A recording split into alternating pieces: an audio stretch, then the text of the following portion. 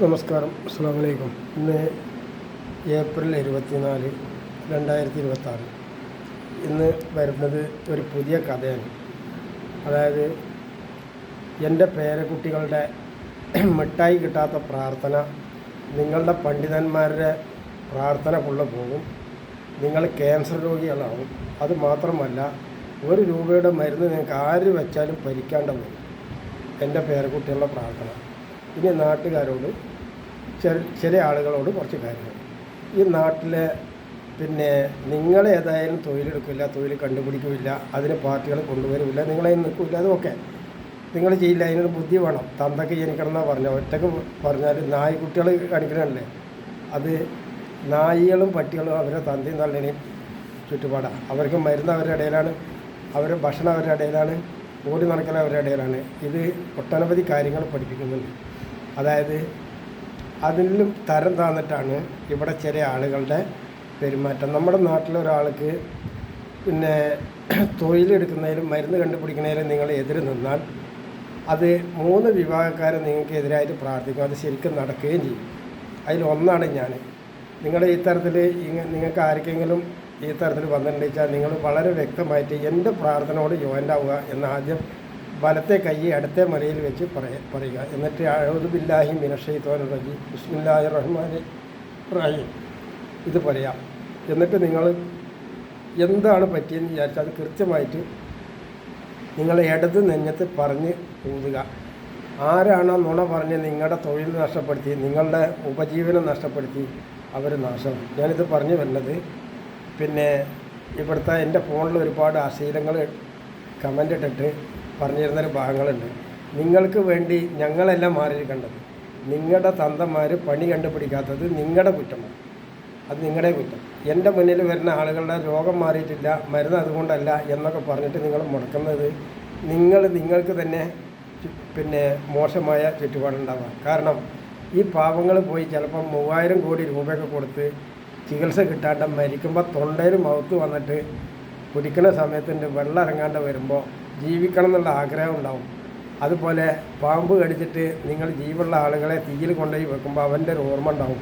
നിൻ്റെ കുലം കംപ്ലീറ്റ് നശിച്ചു പോകണേ, ഇതിലും വലിയ നാശം നിങ്ങൾക്ക് വരട്ടെ എന്നാണ് പ്രാർത്ഥിക്കുന്നത്. ഇത് ഓരോ ആളുകളും കാക്കുക. അതായത് എൻ്റെ ഇൻസ്റ്റാഗ്രാമിൽ മോശം കമൻ്റ് ഇടുന്നവരും അതുപോലെ എൻ്റെ ഐഡിയ തട്ടിയെടുത്തിട്ട് ചുറ്റുപാടുണ്ടാക്കുന്നവരും നിങ്ങൾക്കുള്ള കുഴി നിങ്ങൾ കുത്തിയിട്ടുണ്ട്. അത് നിങ്ങൾ തന്നെ അതിൻ്റെ കൂലി കിട്ടും. അത് മാത്രമല്ല, അതിനു വേണ്ടി ഞാൻ ഏതറ്റം വരെയും പ്രാർത്ഥിക്കും എന്ന് നിങ്ങൾ കണക്കാക്കണം. എന്നെ അറിയുന്ന ആളുകൾക്ക് ചില കാര്യങ്ങൾ അറിയാം. കാരണം ഞാൻ ഇതൊക്കെ തിരിച്ചു നിർത്താനും തലകുത്തനെ നിർത്താനും എനിക്ക് സിമ്പിളായിട്ട് കഴിയും. അപ്പോൾ ആ കഴിയുന്നതിൻ്റെ ഒരു കാര്യമാണ് ഞാൻ ഈ പറഞ്ഞത്. അപ്പോൾ നിങ്ങൾ നുണ പ്രചരിപ്പിച്ചാൽ നീയും നിൻ്റെ മക്കളും നിന്നെ മാനസിക രോഗിയാക്കിയിട്ട് ഭ്രാന്തിന് ശീലടിച്ചിട്ട് അതിൻ്റെ ആശുപത്രിയിൽ ഇവിടെ സത്താറിൻ്റെ ആശുപത്രി കൊപ്പത്തുകണ്ടല്ലേ, അങ്ങനെ പെരുന്തൽമണ്ണയിലുണ്ട് ആശുപത്രി, അതിലാക്കിയിട്ട് നിങ്ങളെ കൊണ്ടുപോയിട്ട് ഏറുപാടി കൊണ്ടുപോയി യാറത്തിൻ്റെ 4 പുറത്തും ചങ്ങലൊക്കെ ഇട്ടിട്ട് ആ തളച്ച് പൊള്ളുന്ന മണൽ കൂടെ ഓടിച്ച് ഒരു 10-50 കൊല്ലം ഓടിച്ചതിന് ശേഷം പെട്രോൾ ഒഴിച്ച് കത്തിക്കും. ഇത് സ്വാഭാവികമായിട്ട് സംഭവിക്കണം. അത് എല്ലാവരും അങ്ങോട്ട് പോകണമെന്നില്ല. ചിലവർ ഇവിടെ നിങ്ങൾക്ക് അതേപോലെ കാണാൻ സാധിക്കും. പുഴുത്ത മുറിയുള്ളവർ, രോഗത്തിന് ഏത് മരുന്ന് വെച്ചാലും ചെയ്യാത്തത്. ഞാനും മന്ത്രം കൊണ്ട് രോഗം മാറ്റുന്ന ഒരാളാണ്. അത് എൻ്റെ ചുറ്റുപാടിലാണ്. ഇപ്പോൾ കഴിഞ്ഞ ദിവസം എന്നോട് എൻ്റെ അടുത്തുള്ളൊരു ഓട്ടിസം ബാധിച്ച കുട്ടികളുടെ രോഗം പകുതി മാറ്റിയിട്ട് പകുതി താറാവ് വന്നുള്ള എൻ്റെ ഒരു കാര്യം വെച്ചിട്ട് ഞാൻ പറയണ്ടായി.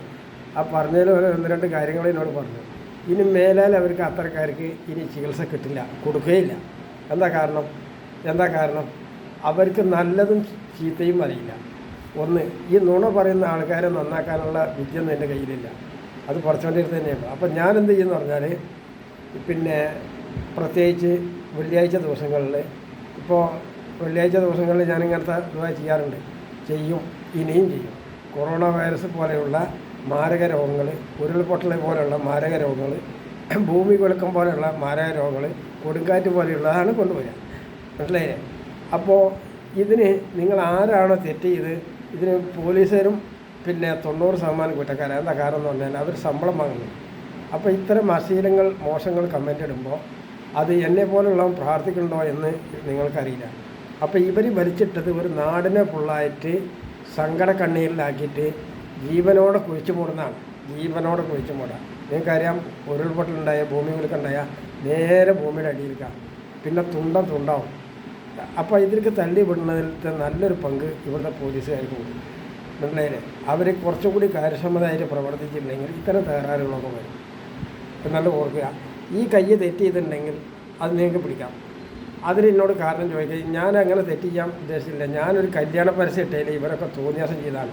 എനിക്ക് നല്ല ആളുകളെയും അല്ലാത്ത ആളുകളെയും തിരിച്ചറിയാൻ സാധിക്കുന്നില്ല. അങ്ങനെ പറ്റിയിട്ടുള്ളത് മാത്രം എൻ്റെ കയ്യിലുള്ളൂ. മറ്റുള്ളവരൊന്നും ഞാൻ നിൽക്കാറില്ല. അതുപോലെ നിങ്ങൾ തൊഴിൽ ഉണ്ടാക്കേണ്ടതും എടുക്കേണ്ടതും നിങ്ങളുടെ ആവശ്യമാണ്. അത് എന്നോട് മൂലക്കരിക്കാൻ പറഞ്ഞിട്ടല്ല നിങ്ങൾ ചെയ്യേണ്ടത്. ഞാൻ കൂടുതൽ ജോലി ചെയ്താലാണ് നിങ്ങളെപ്പോലുള്ളവർക്ക് സൈഡിൽ കിട്ടും. ഇപ്പം ഞാൻ മുഖ്യമന്ത്രി ആവട്ടെ, ഉദാഹരണത്തിന് ഞാൻ മുഖ്യമന്ത്രി ആവട്ടെ, പിന്നെ ഇവിടെ 2000 കോടി ആളുകൾക്ക് കേരളത്തിൽ ജോലി കൊടുക്കും. 4 കോടി ആളുകളെ ഇവിടെ ഉണ്ട്. ബാക്കിയുള്ളതിന് നിങ്ങൾ ആളെ ഇവിടുന്ന് കണ്ടെത്തും. അതാണ് പ്രശ്നം. അതാണ്. അപ്പോൾ അതിന് അത്രയും ചങ്കൂറ്റുണ്ടിരിക്കും. മാത്രമല്ല, ഇവിടുത്തെ വയസ്സന്മാർക്ക് 25,000 രൂപ പെൻഷൻ കൊടുക്കും. ഇങ്ങനെ ഒന്ന് ചെയ്യാൻ കേരളത്തിൽ ഒരു ആൺകുട്ടി ഇപ്പോൾ ഒരാണായിട്ട് ജനിച്ചാൽ ഇപ്പം ഇല്ല. ഇനി ഉണ്ടാകുമ്പോൾ നമുക്കപ്പം നോക്കാം. ഇപ്പം ഇല്ല, അത് നടക്കുകയില്ല. ഞാൻ ഇന്ത്യയുടെ പ്രധാനമന്ത്രി ആവട്ടെ, ഇപ്പം ആക്കണം. ഇനി എന്തെങ്കിലും ആക്കിയിട്ടൊന്നും എനിക്ക് പറ്റില്ല. നമുക്ക് പിന്നെ ചങ്കുറ്റം ഊർജ്ജമുള്ള സമയത്ത് തന്നെ അങ്ങനെ ഉണ്ടെങ്കിൽ ആകട്ടെ. ഇന്ത്യയുടെ പ്രധാനമന്ത്രി BJPയുടെ തന്നെ വരുള്ളൂ, വേറെ ആരെയും വരില്ല. BJPയുടെ വശത്ത് തന്നെ വരുള്ളൂ, വേറെ ഒരാളെയും വരില്ല. അതിന് മെനക്കെടുകയും ചെയ്യണ്ട. അങ്ങനെ വന്നാൽ ഇതേ ചുറ്റുപാട് കേന്ദ്രത്തിലും വരും. അതായത് ഇന്ന് ഇന്ത്യയിലുള്ള എൻ്റെ 200 ഇരട്ടി ആളുകൾ ജോലി ചെയ്യാൻ ഇവിടെ ആവശ്യമുണ്ടാവും. ജോലി ചെയ്തിട്ടുണ്ടാവും. അവർക്ക് ജോലി ഉണ്ടാവും. അവരെ സാധനങ്ങൾ, റോഡും പാലങ്ങളൊക്കെ വളരെ രീതിയിലുണ്ടാവും. എല്ലാവർക്കും ജോലി ഉണ്ടാവും. എന്ന് വെച്ചാൽ പാലങ്ങളൊക്കെ കിട്ടുമ്പോൾ എവിടെയെങ്കിലും അപകടം വരുമ്പോൾ കടുത്ത അപകടം വരും. അതിന് വലിയ വിമർശനമൊക്കെ ഉണ്ടാവും. അതുണ്ടാവും. ആശുപത്രിക്കാർക്ക് പണി ഉണ്ടാവും. കാരണം അത് ഞാൻ ഉണ്ടാക്കുന്നതല്ല. ഈ പ്രകൃതിയിൽ ചില സത്യങ്ങൾ മുഴുവൻ എനിക്ക് നേർമയാക്കാൻ കഴിയില്ല. എന്തായാലും എനിക്കൊത്ത് എൻ്റെ പേരക്കുട്ടികളെ കരയിക്കാതിരിക്കണമെങ്കിൽ നിങ്ങൾ എന്നെ ജോലി എടുക്കാൻ വിടണം. അതിന് വിടണം എന്നെ. അതായത് എൻ്റെ പേരിൽ നുണ പ്രചരിപ്പിച്ചാൽ നിങ്ങൾക്ക് നേരെ ഇത്തരം പ്രാർത്ഥനകൾ ഞാൻ ഇവിടെ ശക്തമാക്കും. അങ്ങനത്തെ തീരുമാനം കിട്ടിയിട്ടുണ്ട്. കാരണം നിങ്ങൾ നുണ പ്രചരിപ്പിക്കരുത്, യഥാർത്ഥങ്ങൾ മൂടി വെക്കുകയും ചെയ്യരുത്. എന്നിട്ട് എൻ്റെ കംപ്ലൈൻറ്റുള്ള എന്നോട് കാണിച്ചു തരണം. ആ തെളിവ് നേരത്തിയിട്ടാണ് കാണിച്ചു തരണം. മനസ്സിലായില്ലേ? അപ്പോൾ ഞാൻ പഠിച്ചോനല്ല, മനുഷ്യനാണ്. ചില വിട്ടുവീഴ്ചകളൊക്കെ നമുക്ക് ചെയ്യാൻ പറ്റും. അതുകൊണ്ട് നുണ നിങ്ങൾ ആരും പ്രചരിപ്പിക്കരുത്. അത് നിങ്ങൾക്ക് നിങ്ങളുടെ വീട്ടിൽ നിന്ന് നിങ്ങളുടെ മക്കൾ നിങ്ങൾക്ക് കൂലി തരും. മനസ്സിലായി? നിങ്ങൾ എൻ്റെ കുട്ടികൾക്ക് മിഠായി ഇല്ലാണ്ടാക്കാൻ വേണ്ടിയിട്ട് ജോലി തരരുത്. ആൾക്കാരെ തിരിച്ചയക്കുമ്പോൾ നിങ്ങളുടെ നാട് 1-2 കാര്യങ്ങളാക്കേണ്ടത്. നിങ്ങളുടെ പിന്നെ ദരിദ്രം പിടിച്ചവരാണ് നിങ്ങൾ. മുസ്ലിമൊന്നും മലപ്പുറം ജില്ലയിലും ഇല്ല, കേരളത്തിലും ഇല്ലാതെ പൊതുജനം വിധി എഴുതിയപ്പോൾ മുസ്ലിമില്ല, ഇസ്ലാമിക പണ്ഡിതന്മാരില്ല, ഒക്കെ പൂർവന്മാരാണ് എന്നാണ്. അപ്പോൾ എവിടേക്ക് എത്തി നിങ്ങൾ ഈ ഒരു കാര്യം ഒന്ന് ആലോചിച്ചോക്കണം. ഇന്ന് എനിക്ക് മനസ്സിലായതാണ്. ഇന്ന് രാവിലെ എനിക്ക് മനസ്സിലായതാണ്. അപ്പോൾ അതിലേക്ക് തന്നെ നിങ്ങൾ പോകണം. അതന്നെ നിങ്ങൾ ചെയ്യണം. കാരണം ഇബ്ലീസിന് ഉണ്ടാക്കിയിരുന്ന ശൈത്താൻ്റെ കുട്ടികൾ ശൈത്താൻ്റെ പണിയേ ചെയ്യുള്ളൂ. മുസ്ലിമിൻ്റെ നല്ല ആലിമന്മാർ അത് പഠിച്ചവനോട് ഓരോന്ന് പറഞ്ഞിട്ട് വലിയ കൂടുതലുള്ള പ്രാർത്ഥനയ്ക്ക് നോക്കില്ല. ഇവിടെ തന്നെ അത് ചർച്ച ചെയ്യാൻ വേണ്ടിയിട്ട് അവർ വേണ്ട മാതിരി അതിൻ്റെ ഉത്തരവാദിത്തപ്പെട്ടവരോട് കാര്യം പറയും.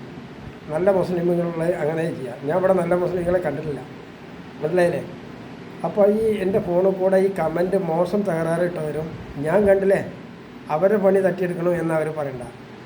കാരണം ഇവിടുത്തെ ഇംഗ്ലീഷ് മരുന്നുകാർ ഒരാളുടെ നിന്ന് 3000 കോടി രൂപ വാങ്ങി വെച്ച് അവനെ കൊന്നുകളയാണ് ചെയ്യുന്നത്. അവരൊരു പ്രാർത്ഥന നിങ്ങൾക്കെതിരെ വരും. പിന്നെ ഇവിടുത്തെ മാതാപിതാക്കളോട് പറയാം, നിങ്ങളുടെ മക്കൾ നിങ്ങളെ സംരക്ഷിക്കില്ല. നിങ്ങൾക്ക് ഓടി നടന്ന് ജോലി ചെയ്യണമെങ്കിൽ നിങ്ങളുടെ കാര്യം നിങ്ങൾ തന്നെ ചെയ്യണം.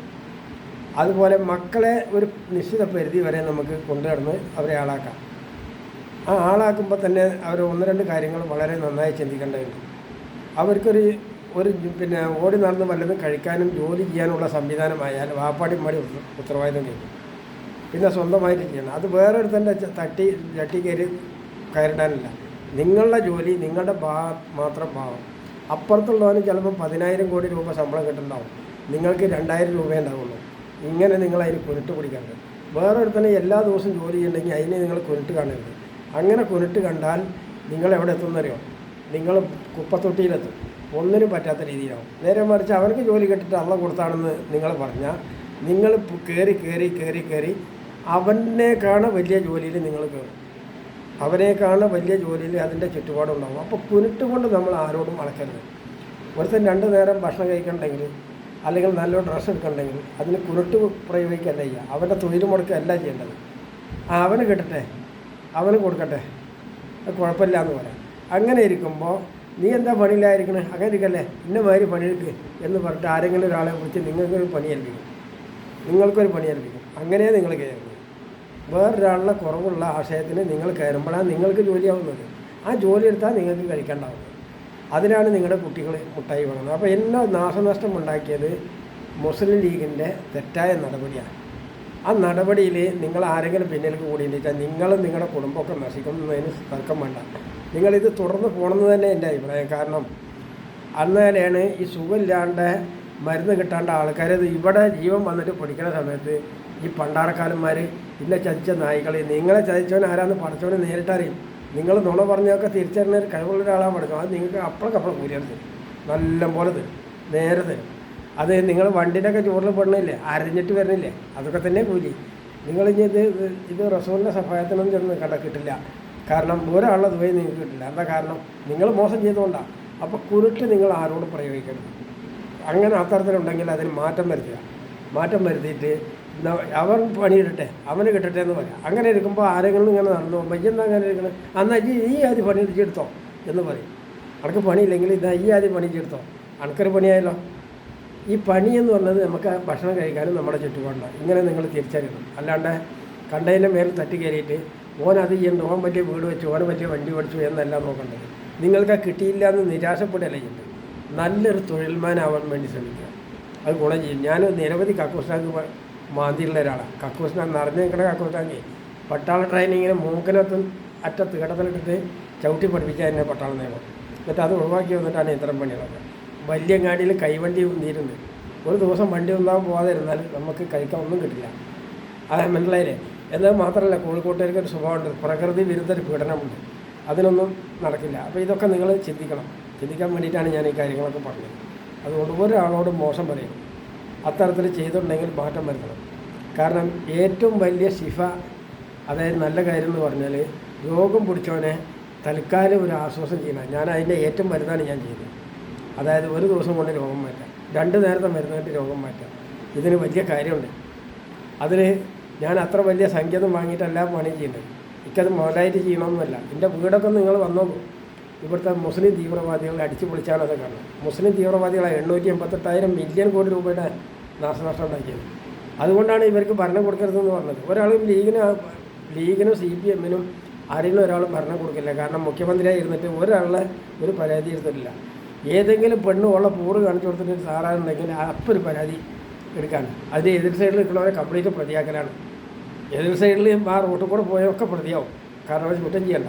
കാരണം ഇത് ഇവർ ഉപയോഗിച്ചിട്ടുണ്ട്. അതാണ് ഇത് വളരെ വ്യക്തമാക്കണം. ഇതിന് നമ്മൾ ശക്തമായിട്ട് ഇറങ്ങണം. കുറ്റം ചെയ്തവൻ ആര് തന്നെ ആയാലും അവൻ്റെ മുഖം പുറത്തേക്ക് വരണം. കുറ്റം ചെയ്തവൻ മനസ്സിലായില്ല. കുറ്റം ചെയ്തവൻ മാത്രമല്ല, പരാതിക്കാരെ വരണം. ഈ പരാതിക്കാരെ മുഖം പുറത്തേക്ക് വരുമ്പോൾ ഇവർ ഇതുവരെ ചെയ്ത കുറ്റകൃത്യങ്ങളൊക്കെ പുറത്തേക്ക് വരും. എല്ലാ തട്ടിപ്പും അതിൽ നല്ല ചുറ്റുപാടുണ്ട്. അപ്പം ഞാൻ ചെയ്തു വെച്ചത് നിങ്ങളോട് പറയാണ്ട് ചെയ്തു വെച്ചതൊക്കെ ഇത് പുറത്തേക്ക് വരുമ്പോൾ അവൻ എന്നോട് ഇന്നെ മര്യാദ ചെയ്ത് അതിൻ്റെ രേഖാമൂല സാധനം വരും. അത് നമുക്ക് ഉപകരിക്കുകയും ചെയ്യും. അസ്സലാമു അലൈക്കും. നിങ്ങൾ എല്ലാവരും പിന്നെ എന്നോടുള്ള തെറ്റ് മാത്രമല്ല, സമൂഹത്തിലുള്ള തെറ്റുകൾ തിരുത്താൻ വേണ്ടി ഉള്ള നടപടികൾ ചെയ്യണം. മുസ്ലിം സമുദായത്തിനെ നിങ്ങളെ അടച്ച് വിശ്വസിക്കരുത്. അതുപോലെ പള്ളിയിലെ മല്ലാക്കന്മാരോടൊരു കാര്യം പറയാം. പള്ളിയിലെ കത്തീവന്മാരോട് മല്ലാക്കന്മാരാണ് മെമ്പറിൻ്റെ അവിടെ നിന്നിട്ട് നുണ പറഞ്ഞാൽ പള്ളിയിൽ നിസ്കരിക്കാൻ ഒരാളും വരില്ല. മനസ്സിലായില്ലേ? പള്ളി തുറന്നു വെച്ചിട്ട് ഒരു രൂപയും നിങ്ങൾക്ക് കിട്ടില്ല, ഒരാളും വരില്ല. ഒന്നാമത് ഇനിയുള്ള കാലത്ത് നിങ്ങൾക്കത് വരില്ല. ആയിക്കോട്ടെ, നിങ്ങൾ തോന്നിയാസം പറഞ്ഞതും കൂടി ആയിട്ട് 2 കൂടി നിങ്ങൾക്ക് പണി കിട്ടി. മനസ്സിലായില്ലേ? നിങ്ങൾ തമ്മാടിത്തരം പറഞ്ഞ ഒരുപാടുണ്ടായിരുന്നു. അതുകൊണ്ട് ഇത് സമസ്തയും പണ്ഡിതന്മാരും ശരിക്കും ചിന്തിക്കുക. നുണ പറഞ്ഞാൽ നിങ്ങൾ കേൾക്കേണ്ടി വരും. ഇന്നത്തെ സമൂഹം നിങ്ങളെക്കാളും കൂടുതൽ കാര്യങ്ങൾ നടന്ന് പഠിച്ചിട്ടുണ്ട്. കേട്ടിട്ടല്ല, നടന്നിട്ട്. കാരണം അവർക്കത് അറിയാം. അതുകൊണ്ട് നുണ പറയരുത്. നുണ പറഞ്ഞിട്ട് ആളാവരുത്. പള്ളികളിൽ പിരിവ് നടത്തരുത്. ആ പിരിവ് അതൊക്കെ നിങ്ങൾക്ക് ദോഷം ചെയ്യും, നല്ല ദോഷം ചെയ്യും. ഈ സാധനം വേണമെങ്കിൽ നടന്നാൽ മതി, വേണ്ടെങ്കിൽ നടക്കണ്ട. ആവശ്യമുള്ളവർക്ക് ചെയ്താൽ മതി. അങ്ങനെ ഒഴിഞ്ഞു വിട്ടിട്ട് വേണം കാര്യങ്ങൾ ചെയ്യാൻ. ഈ പള്ളിയുടെ മുന്നിൽ വന്നിട്ടില്ല ചില ആൾക്കാർ ബൊട്ട് വളയില്ല, അതുകൊണ്ട് കസാലയിൽ ഇരിക്കണം. അവനൊക്കെ കൈക്കൊണ്ടും തല്ലണം. കാരണം ദജ്ജാലാണ് അവനൊക്കെ, അത് ഓർക്കണം. അത് വെച്ചിട്ട് വേണം മുന്നോട്ട് പോകാൻ. അതുപോലെ ക്യാൻസറാണ്, കിഡ്നി രോഗമാണെന്ന് പറഞ്ഞാൽ അവനെ തല്ലണം. കാരണം 2 നേരത്തെ മരുന്നിൽ ഇത് ശിഫയാവാനുള്ള മരുന്നുണ്ട്. 100% വേണ്ട, ഒരു 60-70% ശരിയായി കിട്ടും. അങ്ങനെ ഉള്ളപ്പോഴാണ് ഇവർ തോന്നിയാസം ചെയ്യുന്നത്. ഇതെല്ലാവർക്കും ദോഷം ചെയ്യും. സത്യത്തിനെ മറക്കുന്നതും മറച്ച് പിടിക്കുന്നതും മറക്കാൻ വേണ്ടി ശ്രമിക്കുന്നതും ഒരുപോലെ കുറ്റമാണ്. അസ്സലാമു അലൈക്കും. ഞാൻ കൊപ്പത്തുണ്ടാവും, നോക്കാതെ